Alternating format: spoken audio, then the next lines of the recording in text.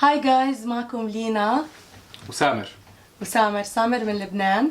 وسامر هو السبيشال اكشلي فيري سبيشال جاست، ضيف لي كثير مميز عندي، اللي كان مفروض استقبله الاسبوع الماضي واللي كنا حاجزين موعد معه، بس مثل ما عرفتوا انا مرضت وصوتي انبح فما قدرت استقبله لسامر. بس اليوم زرك وقته للماكسيموم واجا عندي لحتى نكمل الاسئله اللي حضرتكم سالتوها. اوكي؟ ثانك يو، ميرسي. حبيت الانترو. كثير انبسطت فيها. سامر، فيك بس بليز تعرفنا عن حالك، شو بتشتغل انت هون وشو اوكي بالتحديد يعني؟ طيب بالتحديد اوكي. طيب بالتحديد المختصر. بالتحديد المختصر. ايه لانه ما في شيء ما بنعمله هون. اوكي. المراكز الاساسيه اللي نحن هون او الاشغال الاساسيه اللي نحن هون بنتعاطى فيها هي ثقافيه، قانونيه، واستثماريه. يعني بشكل مختصر انا هلا نائب رئيس، يعني حاليا بمدينه سيول نائب رئيس مجلس تمثيل الاجانب بمدينه سيول. شغلتنا نعمل نحن بروموشن لكل البرامج اللي عم تنعمل للاجانب لحتى يجوا على البلد، ولحتى اللي موجودين بالبلد كمان يقدروا يستفيدوا، ونعمل مسودات قوانين لحقوق الاجانب، او نقدر نفيد الاجانب باكثر شكل بنقدر نعمله هون. ثاني شيء انوفيتيف كوريا اللي هي انا كو فاوندر مؤسس لها. انوفيتيف كوريا نحن اللي بنعمله هو انه بنتعاون مع وزاره العدل وبرامج بتدعمها الدولة الكورية للأجانب لحتى يفتحوا شركهم الخاصة هون أو يعملوا تك بزنس خاص فيهم. بنعمل كونسلتنج نحن لهذه المشاريع، بننظمها كلها سوا لهذه البرامج حتى ليقدروا يوصلوا الأجانب لمحل يصير عندهم نوع من الاستقرار بالفيزا وبالشغل تبعهم. يعني مشغول كثير حياتك، كيف بتلحق؟ بتتعودي لما بتحبي الشغله اللي انت بتعمليها. يعني انا هلا لو اقول موظف بمحل معين ما حبيت كثير الوظيفه، مع اني اشتغلت لفتره طويله، بس بتلاقي انه لما انت عم تعملي شيء انت مقتنعه فيه بغض النظر عن مردوده، لما تعملي شغله انت بتحبيها، يعني هلا اسم الله عليكي عندك جمهورك وعندك الاسانس، ما بتزهقي من شغلك ابدا. يعني بحس يعني بتفيقي الصبح خلص اوكي يلا، هذا الشيء بيشجعك اصلا. انا يعني بتصير العالم تقول لك بعدين خلص سكتي انه خلص تلاقينا قاعدين يلا لازم نعمل هيك ونعمل هيك وخي خلص. ف بعد فترة من الشغل وكذا بتوصل إلى محل إنه خلص إذا أنا مقتنع باللي أنا عم بعمله، واللي أنا عم بعمله مش بس لمصلحتي، لخطة مستقبلية طويلة شوي، ما بتتعبي.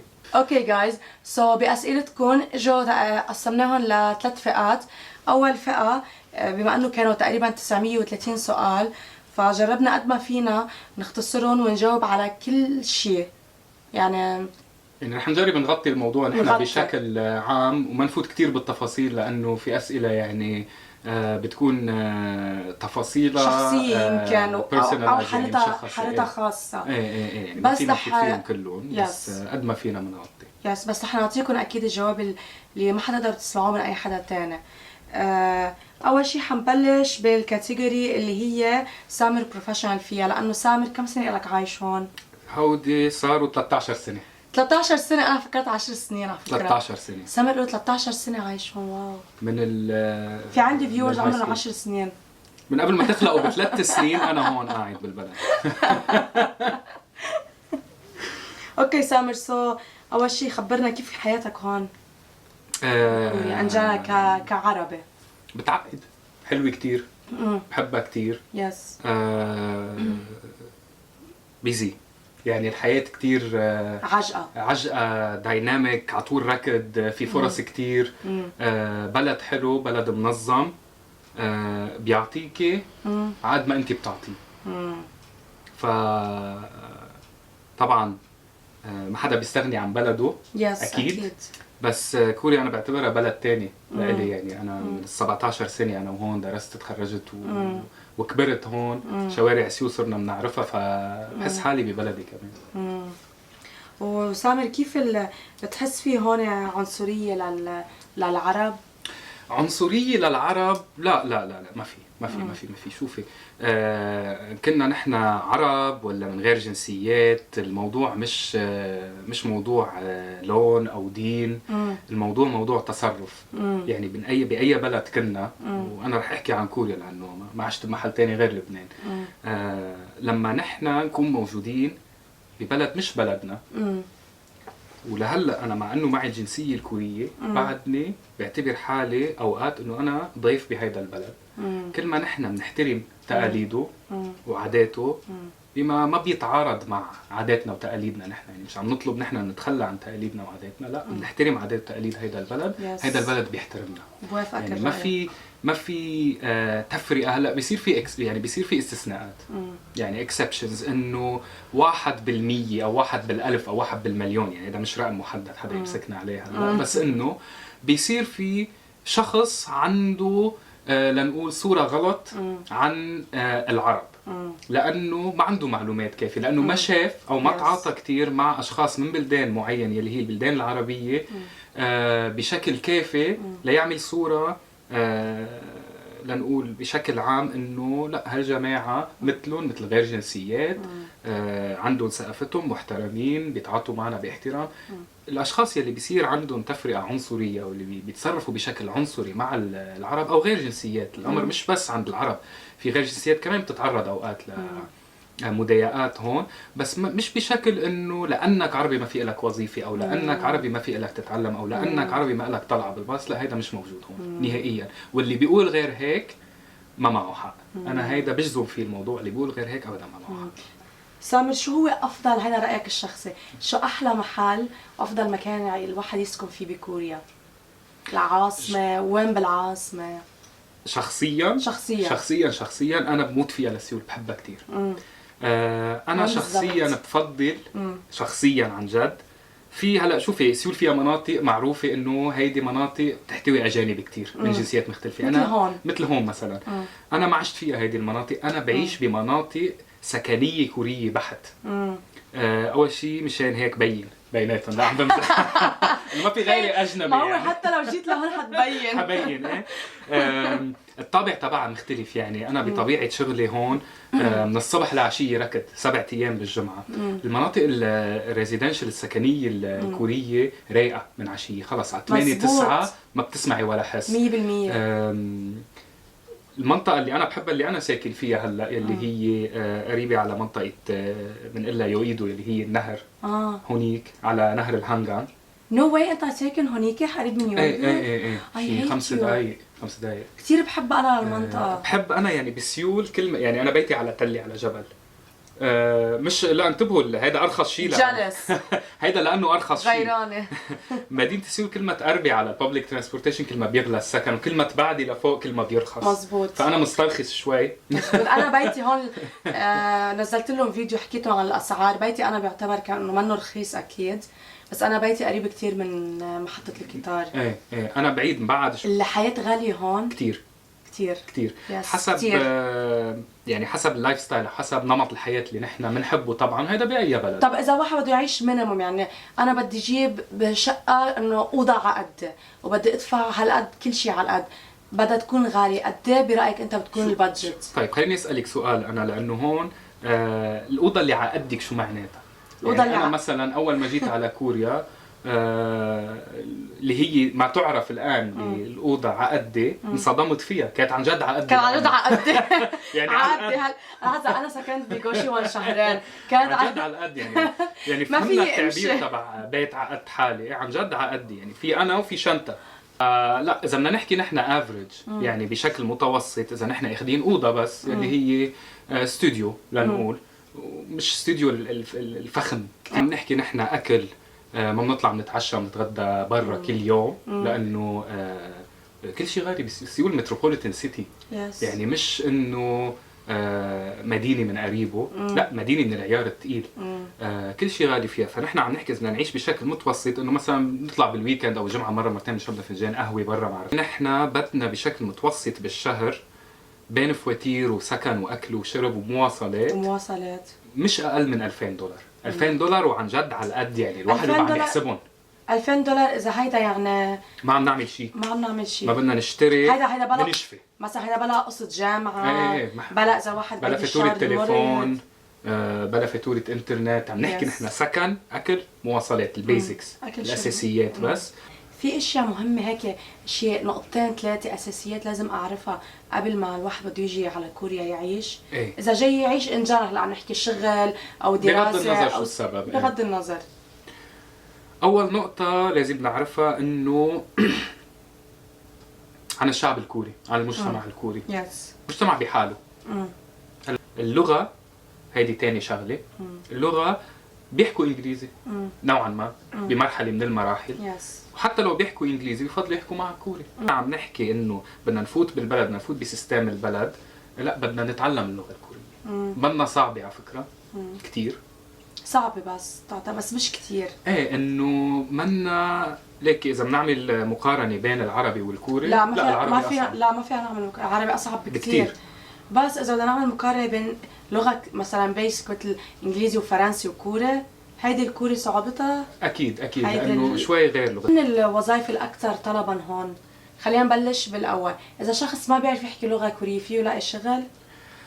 ممكن، بس 1%.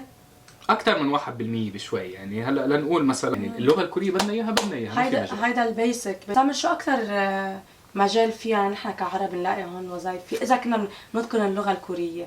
شو ممكن اشغال؟ كل المجالات مفتوحة. اذا نحن بنحكي كوري ومعنا شهادة جامعة ومعنا شهادات جامعة، لانه هو امر شائع. يعني ما في مجال بيقولوا لانه انت عربي ما فيك تشتغل فيه، او لا. هلا في ادفانتجز، يعني في عنا انه لانه نحن عرب في لنا مجال 1 2 3 4 كان هو بالتسويق او بالترجمه او موجوده الفرص موجوده. بس في نوع وظائف محدد لانك عربي فيك تاخده، او لانك عربي ما فيك تاخده.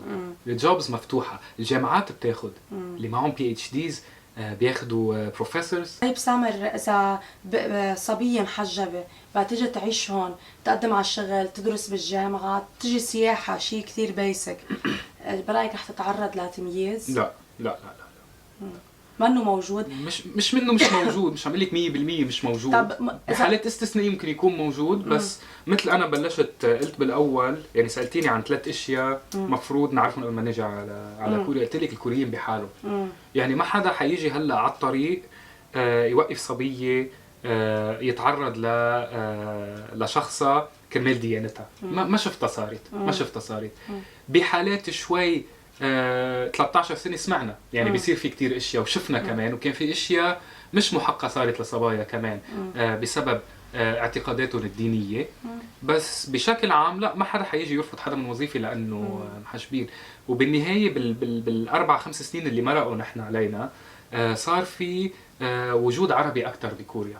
يعني اخواتنا من الخليج العربي صار في قدوم لهم بسبب السياحة الطبية. هلا على سيرة الصبايا المحجبين، البلد هون آمن للبنت تعيش لحالها؟ 100%. وأنا جايز هيدا السؤال كنتوا سأليني إياه وجاوبت، عملت فيديو عنه وحطيت الفيديو، عملت تجربة اجتماعية بنفسي، ورحت مشيت على الساعة من 10 يمكن ل 12 أو شي هون بإتوان بالزواريب، وفرجيتكم إنه عن جد البنت آمن تعيش لحالها. اي شخص، كانت صبيه ولا شاب ولا ولد. بتشوف اولاد صغار عم يمشوا لحالهم، عم ياخذوا القطار، عم ياخذوا الباص. انا اوقات شوي بنصدم منهم. انه ساعه 1 الصبح، 2 الصبح، 3 الصبح، 4 الصبح، 5 6 اللي هي مدينه سيول. البلد ما بتنام. مش بس سيول، البلد كله ما في زاويه بالبلد ما فيها كاميرا. سامر، خلينا هلا نفوت بالكاتيجوري فئه كيف الدراسة والجامعات وهون.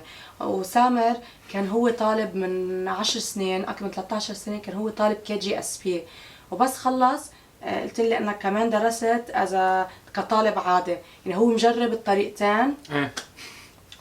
ما في حدا عنده خبرة أكثر من سامر بمواضيع الجامعات بكوريا عن جد. اوكي سامر، خبرنا بليز أول شيء كيف انجرى التقديم بالجامعات؟ اوكي هلا اذا عم نحكي نحن KGSP او اللي KGSP. هن عم بيسموا في كوتا لكل بلد يقدموا فيها على الطلاب منح. بالنسبه ما بعرف عن البلدان الثانيه، بعرف انا بالنسبه للبنان انه انا كنت اول دفعه بتجي للاندر جراجويت او للشهاده الجامعيه، مش شهاده الماجستير او الدكتوراه، كنت اخر دفعه. مشروع مره وما عادوا عدوها. هلا عم يعطوا فرص للماسترز للماسترز PhD اكثر. نقدم على KGSP في طريقتين. فينا نقدم عبر سفارتنا ببلدنا، السفاره الكوريه، فينا نقدم طلبات فيها، او فينا نقدم ورقنا دايركتلي على الجامعه الكوريه يلي هي بتستقبل طلاب KGSP. يعني والشروط طبعا هيدي ما فينا نفوت فيها هلا لانه شروط متعدده. الشروط بعدين كلها بتكون محطوطه اصلا على صفحه السفاره بكل بلد. بكل سفاره هني بيعملوا اناونسمنت، يعني بيعملوا هني بيعلنوا الشروط صح. والتاريخ وكل شيء. طيب سامر، شو المعدل المطلوب للدراسه بالجامعه؟ بس اذا خلينا نعتبر اذا انت جاي متخرج ثانويه او متخرج جامعه، يعني اما باشلرز او ماسترز، شو المعدل المطلوب؟ لازم التلميذ يكون جايب معدل. هلا حتى لو ما كان A+ فول، يعني لنقول نحن هلا عم نحكي بالسيستم عندهم انه على 4 GPA على 4 بده يكون معنا نحن من 3.6 وطلوع لنأمن انه نحن يعني حنفوت على جامعه بسيول. يعني جيد جدا المينيموم. ايه حسب وين الجامعه اللي عم نقدم عليها. في جامعات شروطها كثير صعبه، كثير قاسيه. في جامعات ما بتقبل مين ما كان كمان يفوت عليها، عندها برستيج معين. عن KGSP مفيده، وغير KGSP الجامعات هي اصلا بتعطي منح، هي بتقدم منح. بس هذا الشيء بدنا خلينا نحط ملاحظه انه اللي هي كل جامعه بس تفتحوا ويب سايت الجامعات وتعملوا البحث لازم تعملوه، اللي نحن كلنا عملناه اكيد قبل ما نقدم على الجامعات على كوريا ونجي، انه في انواع منح مثلا سيلك رود حسب بلدانكم كمان. حسب مثلا للاسف لبنان مثلا من ضمن اي صح. فئه من المنح، فكرمال هيك مثلا انا واجهت كثير صعوبه حتى اقدم. مش كثير غريبه انه دائما مش مذكورين نحن. بس في كثير بلدان مثلا بالسيلك رود بكذا فئه محدده بتلاقوها، ففي عندكم فرص غير KGSP. في فرص كثير لك.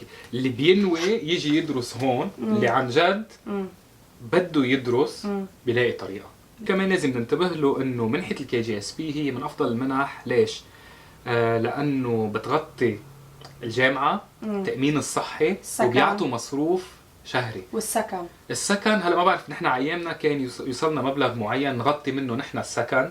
نحن كنا نسكن بالسكن الجامعي لانه كان ارخص شيء وقت. هلا انا رفيقتي عم يحطوهم بالسكن الجامعي. هن بيغطوا لهم السكن الجامعي وبيرجعوا بيروحوا هن كل شهر بيروحوا على الاوفيس على مكتب بيستلموا مصروف محدد. طيب هيدا نحن يعني كتقليعه بالبلد من اجمل البروجرام. الدراسه صعبه كتير. غاليه غالية صعبة. غالية. لو أنا ما مرقت بالظرف اللي مرقت فيه، إنه أنا اضطريت آخذ الماجستير تبعي دوام ليلي واشتغل من الصبح لعشية، يمكن ما كنت وصلت لسامر اللي هو اليوم. بس مكلفة. يعني عم نحكي نحن تقريبا $40,000 MBA سنتين. هول كل سيمستر عنا بدنا ندفع منه تقريبا 5. عم تحكي $40,000 توتال هول للجامعة. للشهاده كلها سوا. عم بعطيكي انا يعني خبره شخصيه. لما بدنا نيجي نحن على بلد اجنبي وعلى كوريا خاصه، بدنا نكون جاهزين انه نحن عندنا هدف معين جايين كرماله، مش جايين نجرب. بس اللي جاي خلي يكون عنده هدف. اذا جايين زياره خلي يكون في هدف منه. اذا جايين سياحه نعرف وين بدنا نزور. بلد كبير منه كتير بالنسبه لنا نحن كبير. بالنسبه لنا كبير في بلدان، بس هو في كثير مناطق نزورها. انه على طول نحط بلان، انه انا بدي ادرس شو بدي ادرس، ليش بدي ادرس، وين بدي. هلا في حدا سال قد ايه تكلفه تعليم اللغه الكوريه. هيدا بما انه انا عم بدرس هلا اللغه الكوريه وانا جواب عندي انا عم بدفع منه. هلا هو درسها KGSP فكيتعلم سنه لغه كوري ببلاش من الدوله يعني. يس حظك حلو فيها. اما انا عم بدفع هلا فينا، انا حددت لكم كمان بفيديو، حط لكم اللينك بالديسكربشن بوكس، انه في طريقتين تتعلموا اللغه، يا اما بالجامعه اللي بتاملكم فيزا، يا اما بمعهد عادي. المعهد العادي اذا بدكم تبلشوا من الليفل 1 اللي هو 0، كل ليفل بيكون شهر بدكم تدفعوا حوالي $330 ماكسيموم. ببلش من $330 ليفل 1. ليفل 2 كان $500 بعدين بصير يطلع. اما انا مشان نظبط الفيزا اقدر اتعلم لغه بلشت من المستوى رقم 1 كل فصل عم بدفع $1500. يعني انا هلا فيستا يعني بدي عم جددها كل 5-6 اشهر ماكسيموم. هلا هني صاروا عم يمدوا زياده، تقريبا كل 6 اشهر عم بدفع قصه جامعه $3000. هيدا غير الانشورنس، غير تظبيط بطاقه الاقامه. فيزا الطالب بتتجدد بشروط. 100%. دفعت ما دفعت عم تحضر 80% حضور. 80% حضور. 80% حضور. يس. وعلامات. اذا بتجيبوا علامات اقل، انا بالستودنت فيزا تاعت اللغه اذا تجيبوا علامات اقل بتذكر من 60 ل 70% بياخذوا منكم الفيزا وبيزعبوكم. لازم تضلوا علاماتكم مينيموم بين ال 60 وال 70%. طبعا حتى نختم دراسه كل شيء عن كوريا، شو هو الفرق بين الحياه الكوريه والحياه العربيه؟ اوف كثير كثير سؤال واسع، بس خلينا نشوف مثلا شو الفرق يعني من نظرتك الشخصيه. ممكن يكون اشياء شخصيه، مثلا الفرق هون بكوريا في كثير قوانين مجبور تلتزم فيها، منا مثل ما نحن كنا عايشين ببلدنا. مثلا انا حاحكي عن لبنان، حاحكي عن بلدي انا اللي ربيت فيه واللي خلقت فيه واللي طلعت منه. لانه اذا حكينا الحياه بكوريا كثير سريعه. كثير 24 ساعه بالنهار ما بكفوا. هيدي اول فرق. الحياه بلبنان سريعه بس بضل عنا حيز نحن اجتماعي بالحياه بلبنان. تمشي مع بدك تصير مثلهم. يعني انا بطلع 6 الصبح برجع الساعه 11 12 بالليل على البيت، وبرجع بعمل لي فنجان، هو بنزل على الجيم. بدك بتلاقي محل لإلك تقعدي فيه. بس الفرق مثلا هو هيدا النظام. في نظام رهيب بالبلد، بالصف يعني بالصف. اوكي جايز، هيدا كان كل شيء تقريبا. قد ايه حكينا؟ كثير، ما بعرف هلا قديش حيطلع بالاخر. هو حكينا ساعتين رح جرب قد ما في صغرهم لحتى يطلعوا نعطيهم المختصر المفيد وزبده الموضوع. ان شاء الله نكون فدنا. ان شاء الله اهم شيء يكون فدنا للي حدا بده يجي على كوريا يعيش يقدم. صح، ان شاء الله هيك بيكون في معلومات بعدين بيقدروا ياخذوها من عند لينا اكيد عن الاكونت تبعك. يعني من فتره لفتره بتقدري تعملي بوستس حسب وقتك، لانه لينا مشغوله كمان. على الانستغرام سامر الحسيري بعت لي بوستات حنزلها على الانستغرام ستوري، بتقدروا تستفيدوا منها. يعني حتكون اشياء شبه حصريه ليه للبروفيشنالز على فكره، لانه انا مش ماشي الحال يعني مش خرج. اوكي جايز، ثانك يو كثير انه حضرتوا هيدا الفيديو، ومثل ما قلنا بتمنى تكونوا استفدتوا، بتمنى تكونوا حبيتوه، وجود لك، موفقين، واهم شيء work hard fighting، وتعوا على كوريا. اخر شيء بقول لكم اياه انه كوريا فرصه. يس. بس ما بتتفوت، بس تنقبلوا ما تضيعوها من ايدكم. عن جد عن جد عن جد. وان شاء الله نقدر نشوف الكل هون بكوريا. يا ريت. وانا رح تابعكم عبر اكونت لينا كمان. يس. وبنضل نعملكم ابديتس ان شاء الله. ميرسي كثير لوقتكم ولوقتك لينا. ثانك يو كثير وان شاء الله عن نكون جد فدنا. انك جيت. يعني حكينا كثير بس ان شاء الله نكون فدنا وجاوبنا عن الاسئله. ثانك يو سو ماتش. اكيد في كم معلومات كثير مهمه انا ما كنت بعرفها حتى. جايز ما تنسوا تعملوا لي سبسكرايب وفولو مي اون سوشيال ميديا. بشوفكم بالفيديو جديد. باي باي. باي باي.